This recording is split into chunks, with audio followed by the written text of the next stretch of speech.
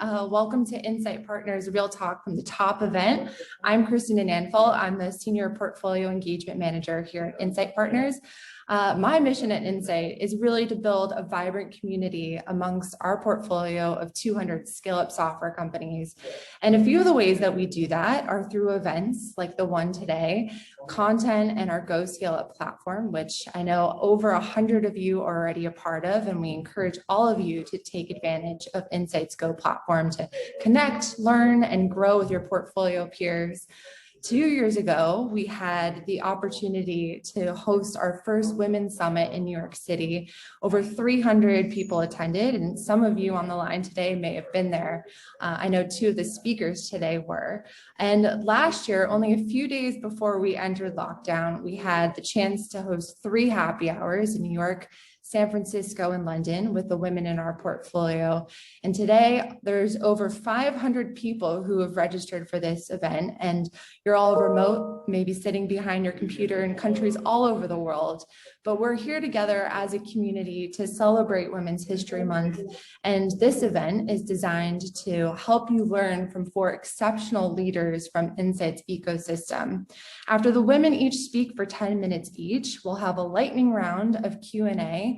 Before those of you who've registered for the breakout rooms, you'll move into a Zoom room where you connect with your peers in smaller groups. But without further ado, I'm very proud to introduce Insight's Managing Director, Hilary Gosher, to kick things off today. Take it away, Hilary. Thank you, Christina. Hi, everybody. Welcome and happy Women's Month of March. I know we all celebrated with the Rise to the Challenge on Monday with International Women's Day. So many of you have not yet been part of Insight's community. You may be new to the community. So just a little bit of background on Insight and who Insight is. So Insight Partners is a scale-up investor, which means we've invested in your company because you're scaling up.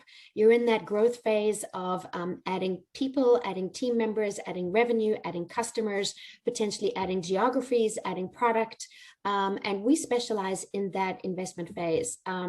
We call it scale up because you're no longer a startup and you're definitely not a grown-up, and you're somewhere in that scale-up phase. And so, we wanted to bring the women of the community together because we want you to connect with one another, mostly because we think there's a fantastic opportunity for incredible women to network and to get to know one another, but also because we think that the more women you know, the more you can advance your career, whether that's in your current company, in other companies, in the scale-up community generally. Being in the tech industry, we think is both a privilege and a wonderful opportunity for everybody, and hence today's event. So the on-site team, which is the team that I lead and Christina, Nikki, and other people are a part of, is the part of Insight that works on-site with our portfolio companies. And we have the skills and capabilities that our companies need as they scale. We call ourselves the scale-up engine, but we have a talent team, a marketing team, a product team, etc. And each of our guest speakers today has had a chance to interact with people in the on-site team as well as people at Insight. And so I'm thrilled that we've got this group of incredible women who are all committed to learning from others. And so I'm going to introduce our first guest speaker, Heather. Heather is a board member at Udemy. She'll be able to do more justice to describing what Udemy does than I do. But Heather and I got introduced last year, and I'm thrilled that she agreed to give you her journey. Thank you for having me today. It's a real pleasure. And I am a serial entrepreneur. And so I'll tell you a little bit about my journey and how it culminated for me in getting to join the board of Udemy. And I'll describe the company a little bit towards the end. I was born and raised in Los Angeles and raised by a single mom. And actually today is the 1-year anniversary of her passing. And so I've really spent a lot of time reflecting on just all the sacrifices and opportunities that she provided to me in her lifetime, and what she was able to model for me and unlock for me in terms of sets of opportunities. And what I mean by that is I often think about how she had one job working for the government for 35 years. And I've had probably 35 different types of professional adventures at a minimum.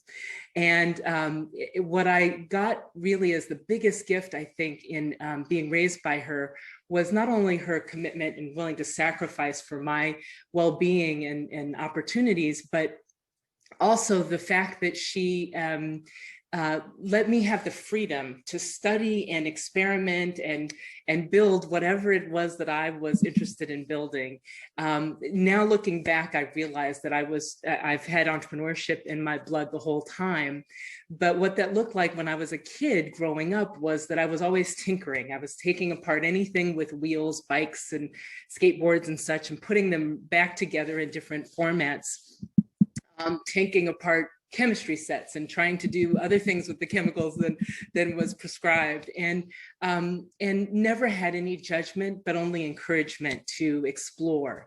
And I think that has really given me a set of freedoms that a lot of folks haven't necessarily felt in their lifetimes. So as I got a little bit older, what that looked like for me was she got us moved out of South Central LA and into Santa Barbara, so that I would go to attend a high-performing public high school. And there I turned to basketball as my kind of sense of sanity and grounding through high school, and was recruited to play basketball by Division I schools. So when I was 16, I came up to UC Berkeley and saw people protesting apartheid. This is in 1985 for you young ones. I saw people protesting apartheid in Sproul Hall, and all these amazing things going on, and realized I came home from the trip and said, "Mom, I'm going to Cal. That's it. That's all." And she said, "Fantastic." And I said, "The bad news is I'm not going to play basketball." And that was my full ride scholarship, which my mother was very excited about. And she was completely perplexed. And I said, "Listen, there is no opportunity for me as a woman after college to play ball. There was no WNBA at the time. So really, there were no other opportunities than to be able to attend UC Berkeley." And I was able to, because of my understanding that I should learn how to become self-sufficient, that I did focus on getting good grades in school, and was able to get accepted into Berkeley based on my academic and community activities. And so I was able to attend the school, and back then you could also afford to work your way through school. And I was able to graduate without any debt, which is almost impossible these days for the average person. But nevertheless, my journey at Berkeley exposed me to so much, as you can probably imagine. I learned the power of computer science. I studied economics. I had a full-time job where I learned I learned about the achievement gap, which we call this today, but we didn't have the name for it then. But I learned that not everybody got exposed to the same education and the same opportunities. And that really set my whole trajectory of the rest of my life of trying to help close the opportunity divide and trying to create opportunities for people to become self-actualized, either through attending college and setting off in their journeys that way, or helping retrain people so that they could get better jobs, or support people on their personal growth journeys. And that's really what excites me in life today. And so my different kinds of entrepreneurial ventures have really come out of my commitment in that area. So I have founded several nonprofits, a couple called SF Works and Earn. SF Works helped train and get 11,000 women coming from welfare hired into living wage jobs. And Earn was the first fintech platform of its type that has helped over 30,000 San Franciscans acquire their first assets by teaching them how to save and budget and invest, and also how to acquire the asset, either starting a business, buying a home, or additional education, and matching like a 401k does with philanthropic dollars, matching what people save for. My first my first for-profit company was a company called the Hiles Group, which was a professional services firm consulting to foundations and philanthropists. And it was because it came out of SF Works, where I was raising money, $10 million a year from all these major foundations, realizing that they were not on the ground to see what was happening or not happening with their money. And I didn't feel like they were particularly strategic or focused on the outcomes. So with the Hiles Group, I was able to work with amazing venture capitalists like Frank Caulfield and Bud Colligan from Excel Ventures and many other fantastic technologists who were venture capitalists or founders of companies and wanted to give back to society. I got to work with a lot of business leaders and learn from them. And the biggest lesson that I learned at the end of the day was that they weren't any smarter than me. They maybe had just had some connections made for them and were given some opportunities. And I was able to leverage a lot of my relationships to learn about how they founded their first technology company. I've always been a technophile and love new technologies. And so in 2012, I was able to launch my first tech company called PathBright. They are the first cloud-based version of something called e-portfolios, which are, to this day, I believe, one of the most powerful learning technologies in the world. And in that process, in 2012, I landed Stanford University as my first customer and realized I had to go from an app to building enterprise software. And I was able to, with that customer and other institutional customers, raise $12 million in venture capital. But back then in 2012 and from 2012 through 2018, unfortunately, I was the Black woman who had raised the most venture capital and then had the distinction of being the one who had the biggest exit when I sold the company at the end of 2015. And what I learned through that journey, we could talk about in many other sessions, but I'll say that I'm glad that it's not as hard today as it was for me then to raise the money and to grow my company. And what I've learned is over time, investing in the right teams, the right people, the right products, the right technologies, it shows itself, comes full circle. And where maybe people didn't know about what I was doing or appreciate it back then, so many people have been able to go further ahead from what I've accomplished because they've been able to learn a little bit from what I did and what I learned the harder way. And so that I've learned, to stay with your knitting, to speak your truth along the way, not to try to brush over the hard stuff, but to be real about it and to persevere. Now coming full circle, and I'll skip a lot of the other things that I've done in between, but I did get to work with Bill and Melinda Gates for a while and learned that I really enjoyed the investing space and scaling companies. And so Udemy came to me in 2019 and invited me to be a board member. I was starting up the first upskilling statewide community college, and so it was a conflict of interest. They came back to me in 2020 when I resigned from that position and asked me again if I would join the board of Udemy. Udemy is the world's largest learning and teaching marketplace. We have the most relevant real-time data with over 40 million learners worldwide and 70,000 instructors creating new content every day. And we're learning what people need to learn, and we're making access affordable and available to people. So we're disintermediating and democratizing education, which is really what I've been an evangelist for the last 30 years. So you can imagine what a privilege and pleasure it is for me to help that company continue to scale. And I will end by saying that I think that there are different chapters, and a lot of women ask me, well, can I have everything that I want to do in life? My wife and I, we have 4 kids and they're launched and grown. And I would say, you can do absolutely everything you want to do in life, but think about it in sequencing. The sequencing matters. You can't do it all simultaneously, but there are different chapters and you can get it all done if you're looking forward to it. And so I'm starting a new chapter, doing more investing myself, and I really love and enjoy being part of these learning communities. So thank you for having me, and I look forward to more of our conversation. What a wonderful start. Thank you so much, Heather. I think we're going to pass the mic now to Whit. Great, thank you. And thanks so much for having me. Boy, that's a hard act to follow, Heather. You've done some amazing things and created so much good in the world. So thank you for all that you've done. I'm honored to be next to you. So I'm Whit Bauk, and I am the COO of a business called HelloSign. We do electronic signature for businesses and individuals, and we were acquired by Dropbox a couple years ago, but I'll talk more about that in a moment.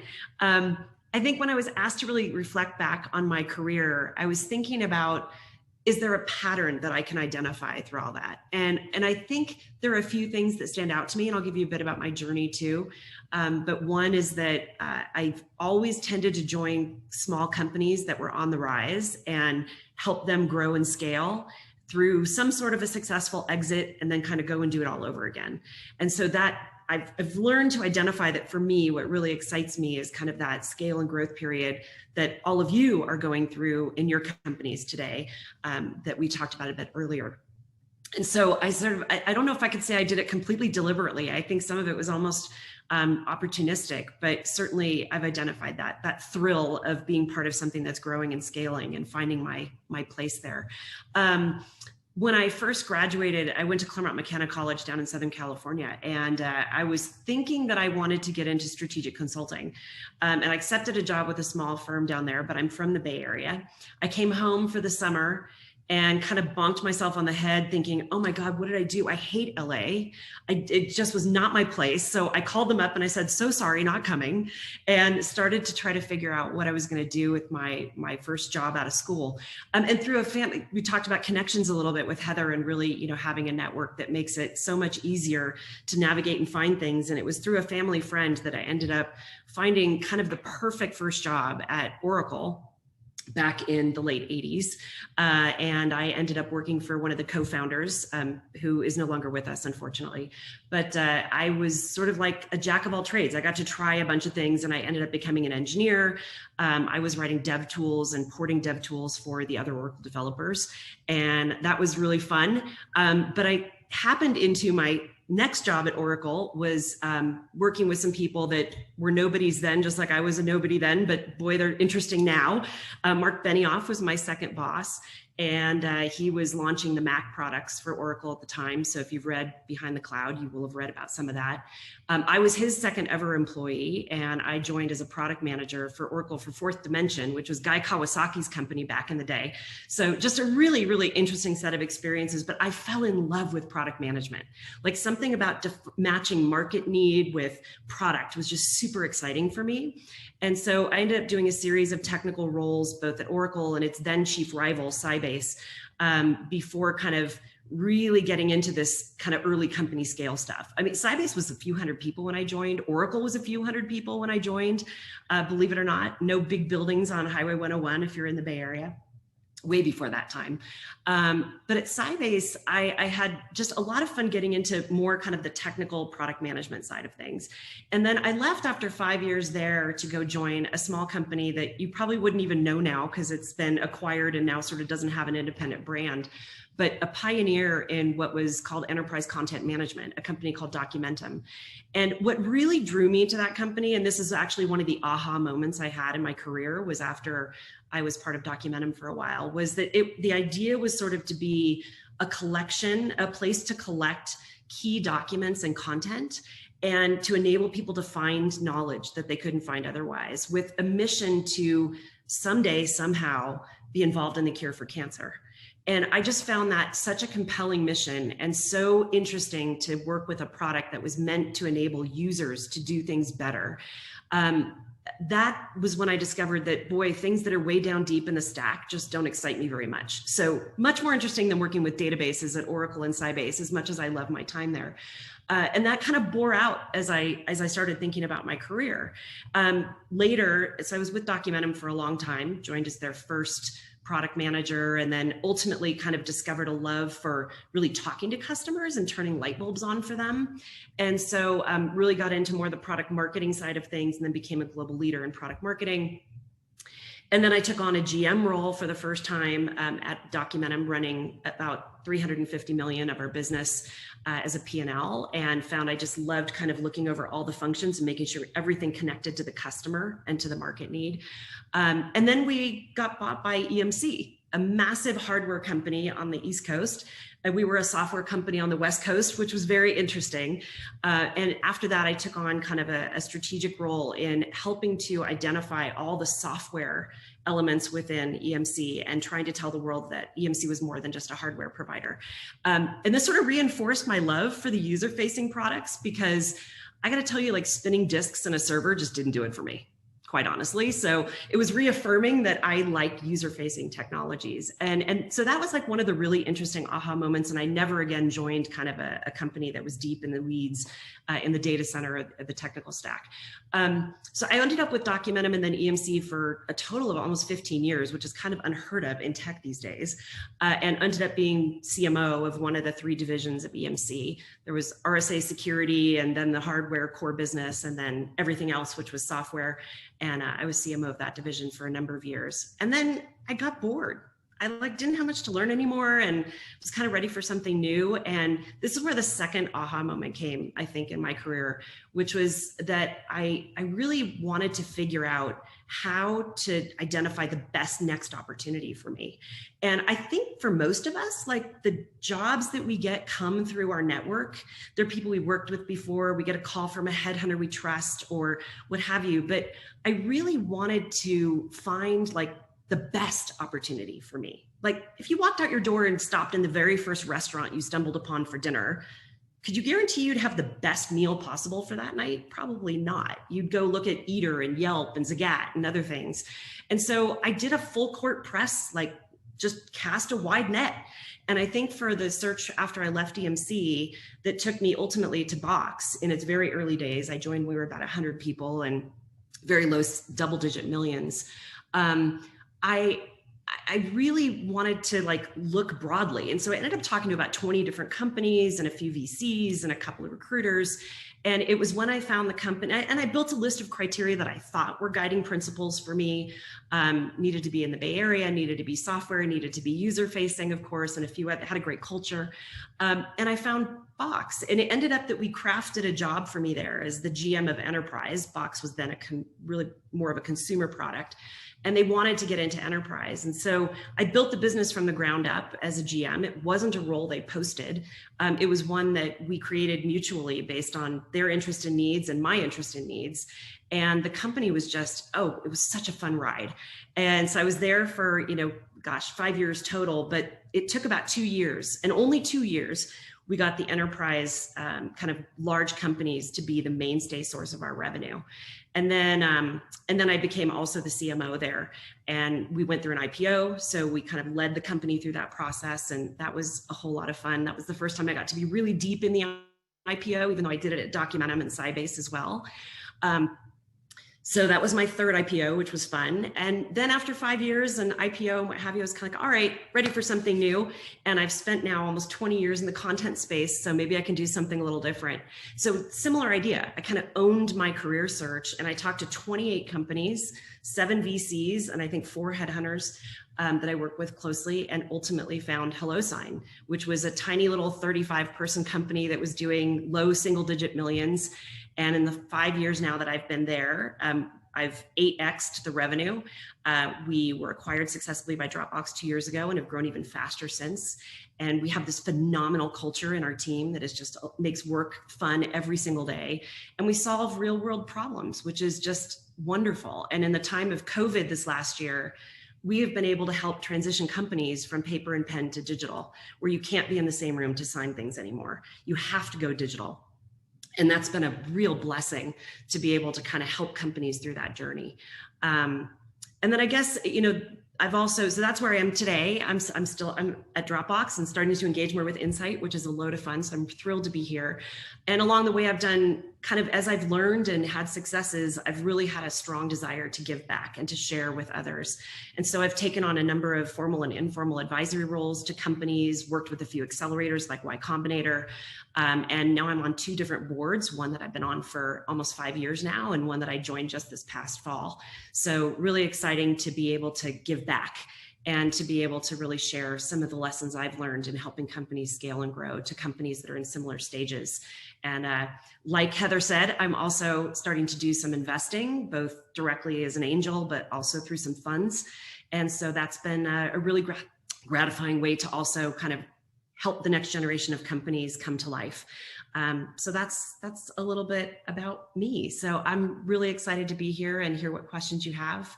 And thank you again for having me. And I think at this point, I'm passing it to Trisha. So Trisha, all to you. Thank you. What inspiring stories from both Heather and Whit. And so I'll share with you a little bit about me. I was a math major in college just because I liked math and it came fairly easy to me. And I didn't have a ton of exposure to technology really at that point. I took a couple of programming courses because it was just part of the math and science track. But I graduated sort of as the dot-com bubble in the mid-90s was sort of starting to peak. And the software engineering jobs are just the ones that came across that seemed most interesting. I like to solve problems. I get a real kick out of seeing a challenge and that checkbox of like, yeah, now that works. And so it appealed to me and it seemed like the most exciting field to go into. And so I started off my career as a software developer, mainframe on the COBOL. Very exciting, I know.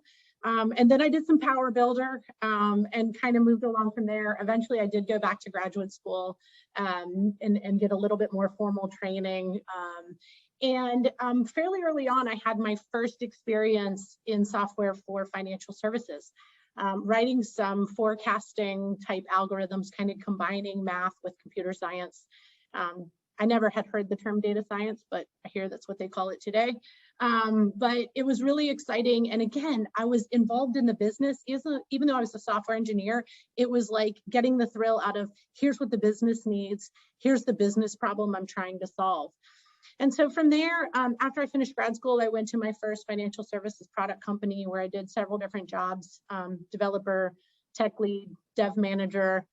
And at this point, I had never really heard of product management. I don't know. I mean, I think probably out in the Bay Area where WIT was, that was a real thing. But on the East Coast, I don't think we really had heard of that quite yet. But anyway, so I was really kind of doing a dual role, you know, sitting with business folks, sitting with customers, defining where our product was going to go, and then also developing it all at the same time. And then from there, I went to a fairly small startup and helped them grow. You know, Hillary talked about scaling, and all of you are here because you're in a scaling company. And I helped that company grow from 4 customers to many, I think maybe 60, 70 customers, to when we did a strategic sale. And I literally did every job available at that company. And, you know, much like Whit and Heather, who gave you some advice of things that help them get where they are, I think learning, just trying new things and learning is really what's helped me become who I am today. So in that company, I did QA, I ran product management. Eventually, we needed sales engineering, so I started up sales engineering. Then I volunteered to go out west and open our office there, run a P&L like Whit was talking about, and really run sales, account management, professional services for Colorado West for a territory. Eventually, then ran global sales for that company. And then after we sold it, I started saying, well, where am I going to go? What am I going to do? I'm going to stay a part of this larger company that has purchased us. But I felt this energy to help another company scale up. I knew that's what I was good at. That energy, that scrappiness that it takes to figure things out as it goes, to be willing to try something new was still something I was incredibly interested in. And so I had heard from a customer of mine about this company called Encino. And this customer told me a story, and she said, I'll buy software from a lot of different companies, but I only want to go out to dinner with a couple of them. right? I'm going to miss dinner with my family. I'm going to stay out. They better be good people. And she said, Trisha, besides the company you're at, the only other company I go to dinner with is Encino. So I said, well, I want to meet these people, introduce them to me. And so she did, and I met our CEO. It was one of those random situations where we were emailing back and forth, and he said to me, hey, when you get back to Salt Lake City, which is where I was living at the time, give me a call and we'll set up a time to talk. But I'm in San Francisco right now. And as I got the email, I was on a plane landing in San Francisco. And I said, well, that's funny. I'm in San Francisco too. And so we ended up having lunch, and I learned all about this company. And there's so many things that attracted me to it. And when you think about the next opportunity, I think some of it is a gut feel that you fit and that you believe the company's on a trajectory and that the people you're going to work with every day are people that you can enjoy. And I had seen that Pierre, our CEO, had set forth a culture that was second to none, right? Just a culture of in it together, in it to win it, bring your A game every day, a little bit of scrappiness, like nothing's going to stand in our way. And so I took a big risk and moved my family to North Carolina, to a small town at the coast, which is where we're headquartered, about a town of about 200,000 people. And that was a risk because it's not like there's tons of other software companies for me to go to. So then are you going to pick up the family and again, go somewhere different? But I believed in myself and my ability to help the company be successful. I believed in the executive team, and I believed that we had a big enough market and we're on a trajectory. Encino has a mission to transform financial services through the cloud. And we have helped digitize and optimize banking processes at companies all around the world. And when Pierre first started this company, he knew it was going to be a big company. And we always tell the story. We were in one little conference room and we had a huge sign that said global headquarters. And so we're sitting around a conference room and it said global headquarters. And we built this from the beginning to continue to scale and grow. And we had our IPO this summer in July. We were one of the first companies to IPO virtually, to do the roadshow completely virtually. And that was its own experience, as you can all guess and imagine. But I've been incredibly fortunate to have mentors along the way and people who have given me chances. And I think it's a lot of that and a lot of hard work and focus and dedication along the way as well. So with that, I think it is Denise's turn to introduce herself a bit. Thank you so much, Trisha. I'm already inspired between Heather, Whit, and Trisha, and I'm sitting here thinking, wow, there's so many amazing women and all of you that are on the call as well. So let me just start by giving you a little bit of my background. I always kind of joke about it that you know, my time in tech and now reaching 25 years, it's all been an accidental career. So first of all, you know, a little bit around my childhood. We escaped from Vietnam in '79. And my mother, my brother and I, we lived in refugee camp. So when I came to the US, like, you know, I had no concept around, you know, anything from business, money, you name it. So growing up really poor, like your whole goal is to get out of the projects, get out of the welfare system, and actually just have a job. And I just remember my mom saying to me, she said, go be a beautician. You can make a lot of money. And by the way, you don't have to pay back your college. It wasn't like I grew up with this tiger mom that was like, go play the violin, go do this, right? So it was a very different upbringing. And I just remember telling my mom, I was like, I don't even like to do my own hair, more or less having to touch everybody else's hair. So let me just kind of take a stab. So I was really into school. I love to read. As you can see in the background a little bit, it's my daily inspiration to come into my office and look at all the amazing books I get to read every day and learn. And I went to college really to become, I wanted to go to be a lawyer. I was like, going to college is going to get me out of poverty. Being a lawyer will help me, you know, focus on kids, women, and give back in society. Because I also, you know, really, because growing up with a single mom and I saw how many people helped us in our lives, I was like, I really need to have a platform to give back and have an impact.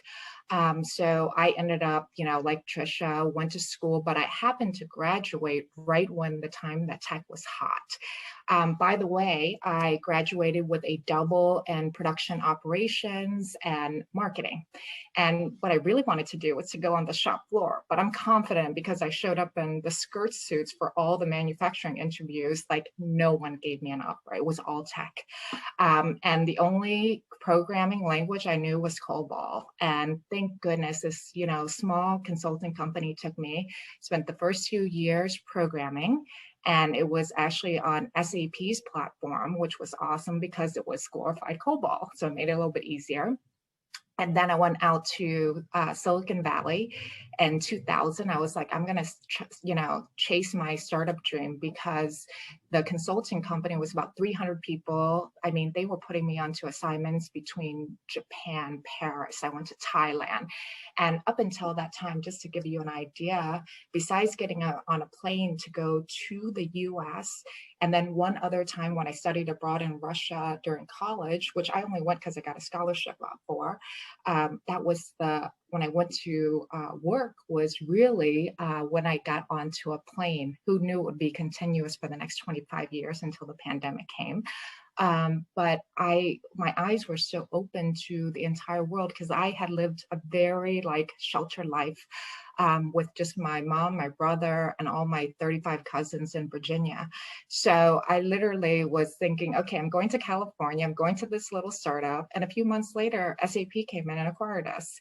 We were 300 people and I was coming into SAP and I was like, oh my goodness, there's 30,000 people here and there's 13 people doing my job.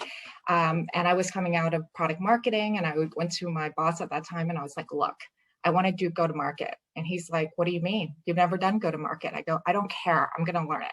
So give me an opportunity. I led some partner stuff, new products, and ended up doing some business development. And my time with SAP was so amazing. For 15 years, I kind of ran all over the company, thought through, what skills do I need? By the way, up until I was 37, I could not tell you what I wanted to do.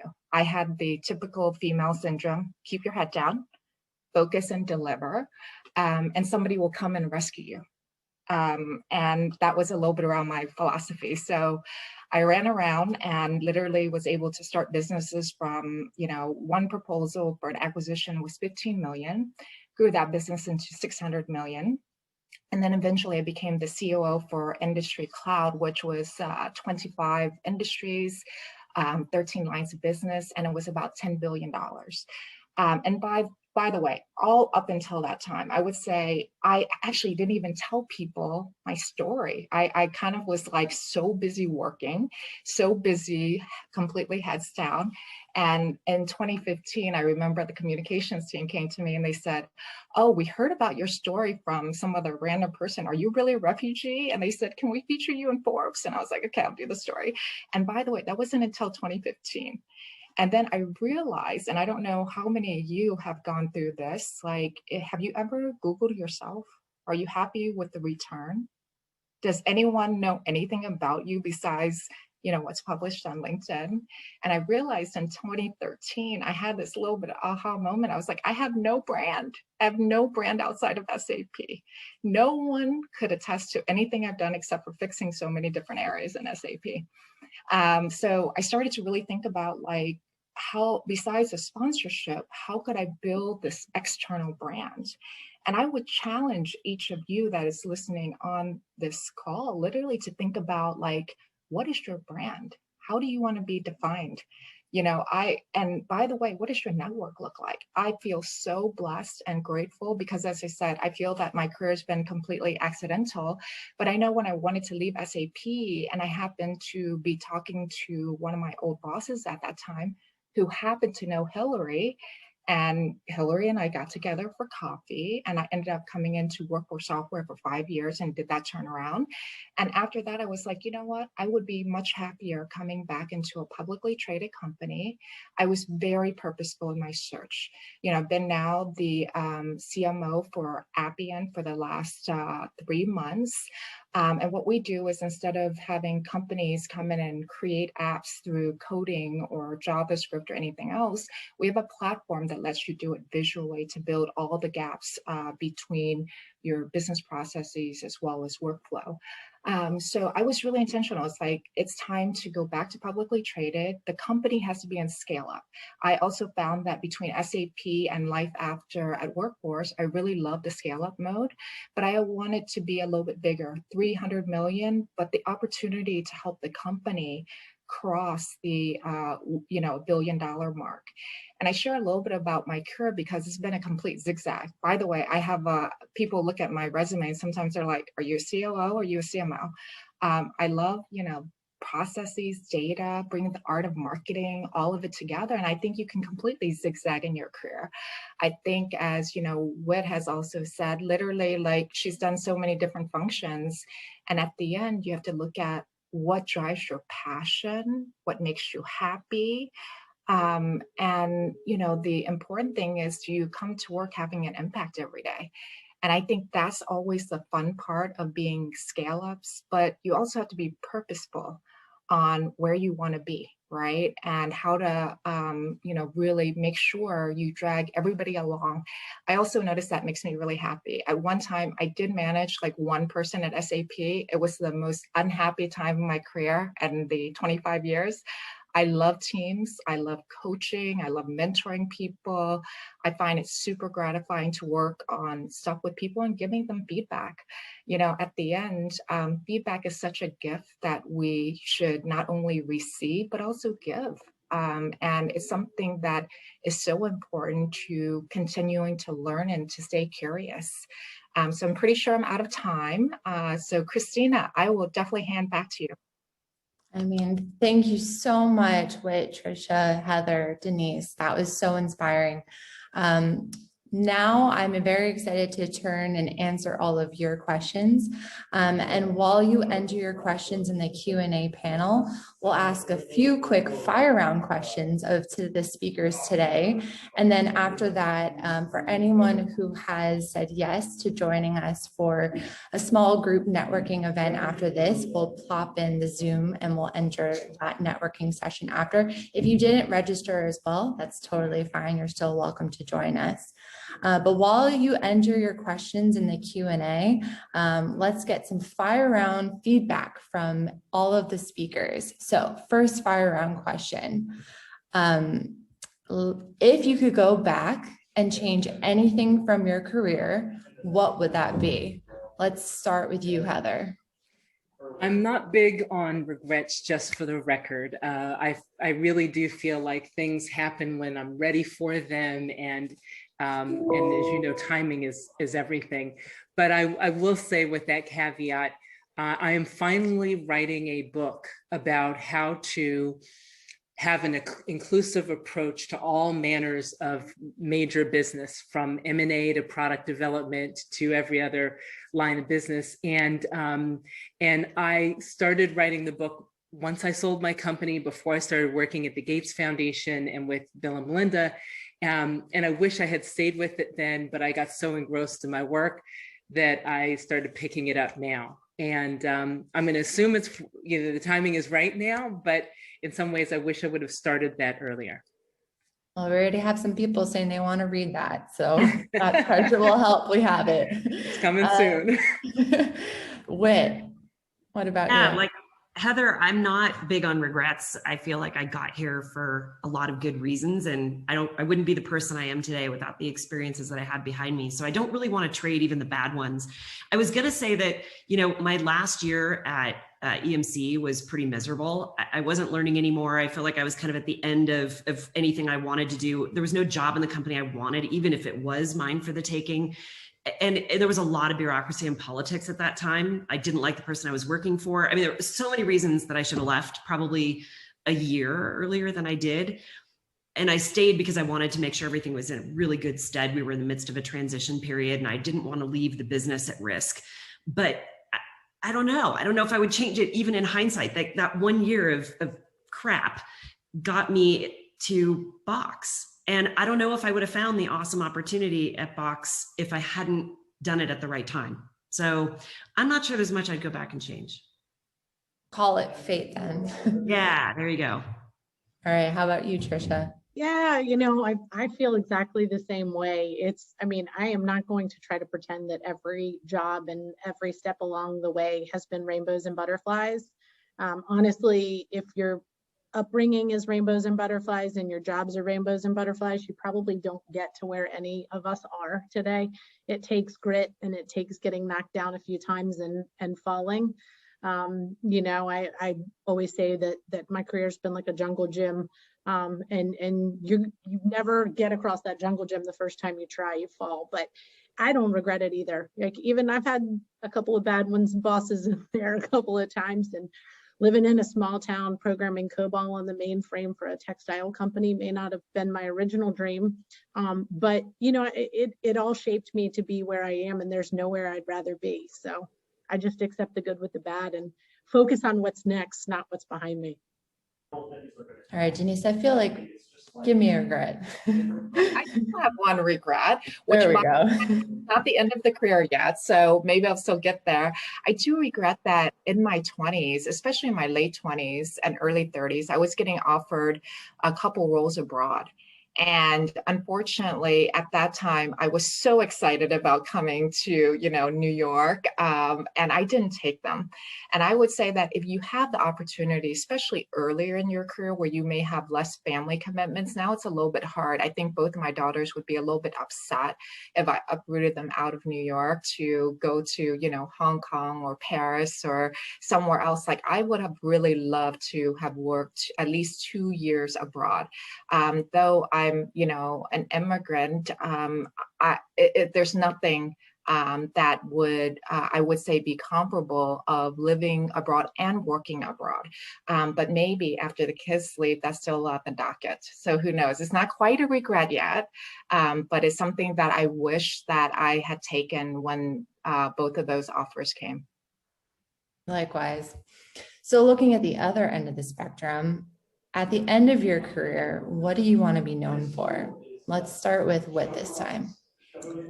This is a tough one, but I think, I talked a lot about how inspired I am by being able to give back and share the lessons I've learned and help other people and companies kind of grow. And so I think if I want my memory the memory of me to be that I've really helped a very significant number of leaders and companies grow to their full potential.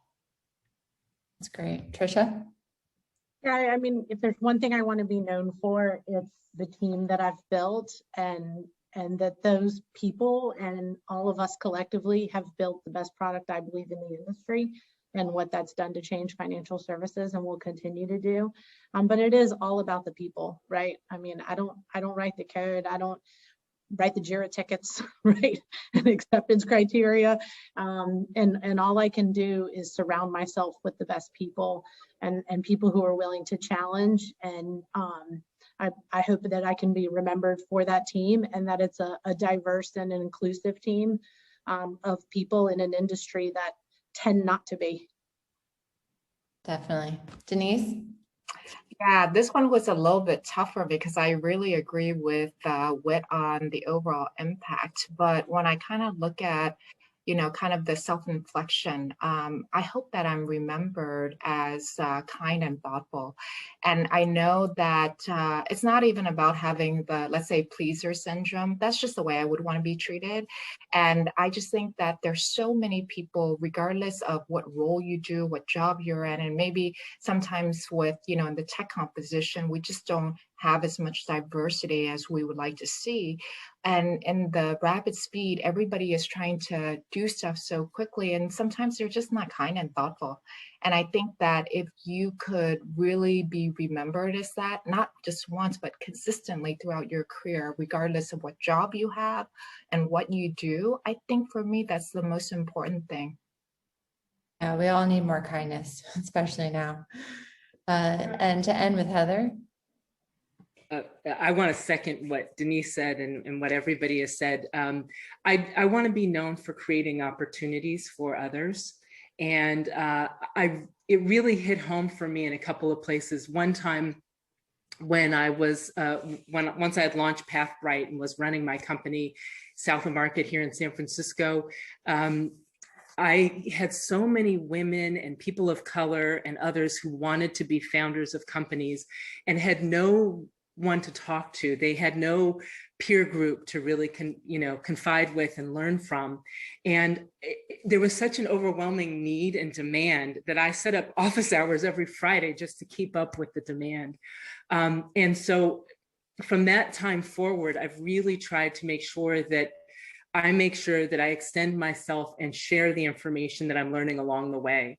So now that I'm part of, on the board of directors of a multi-billion-dollar company that's growing, that I want to help as many Black women and other people who have the opportunities to build multi-billion-dollar companies themselves. I want to help share the information so that they can do it more efficiently and in a bigger way than I've been able to.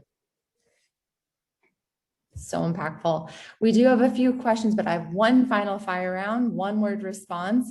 Women make history if they, Trisha, you want to go first?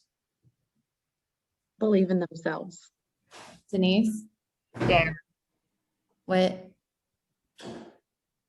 I guess I'd say be unafraid to reach for the stars.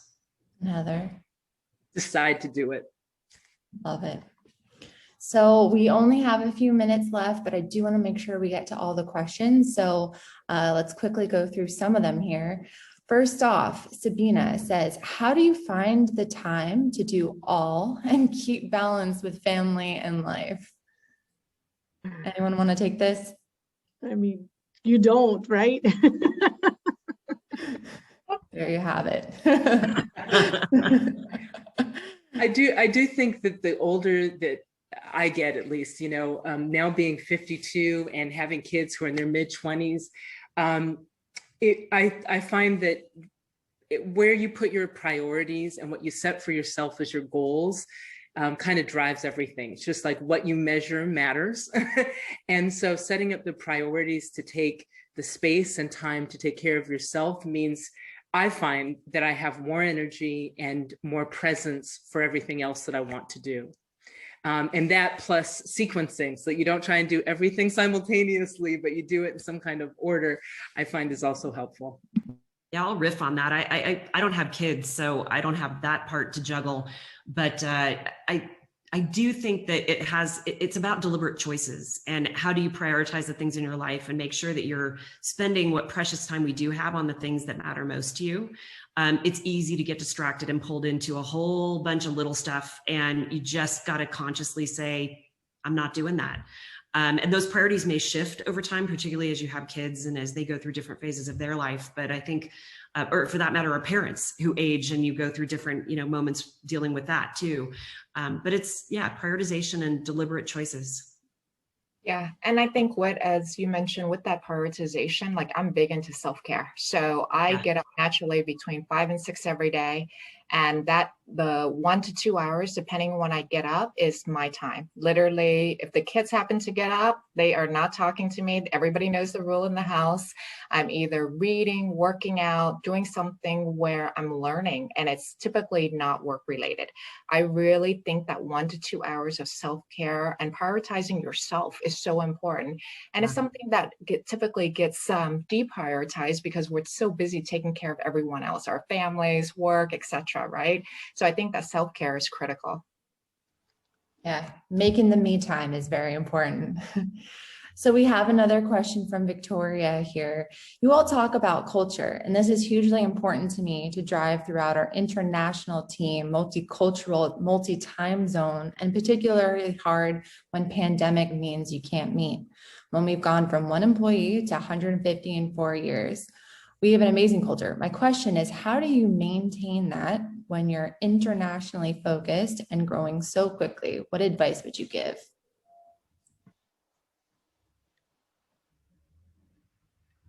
I'll jump in here. I feel like culture is often perceived as sort of a natural outgrowth of the people and the values of the company, but I actually think it's as much top down as it is organic.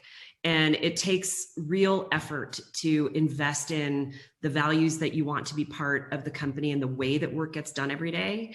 And it takes investment to ensure that those values are understood and are modeled by the leaders of the organization.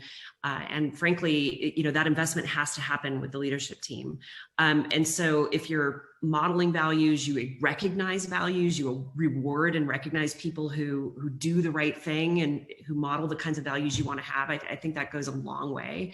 And in this remote work environment, which is going to now, it's changed us forever, right? So we have to do it even more consciously and more deliberately than we've ever done before. It can't just be, a poster on a wall anymore. It really has to be totally integrated with the way that you communicate and run the business day to day.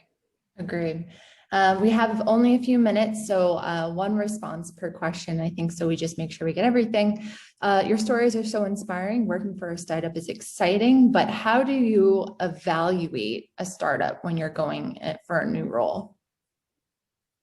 Oh, this is a great question. I'm happy to answer it because I've now worked for 2 small companies, one really large publicly traded and one scale up that is publicly traded.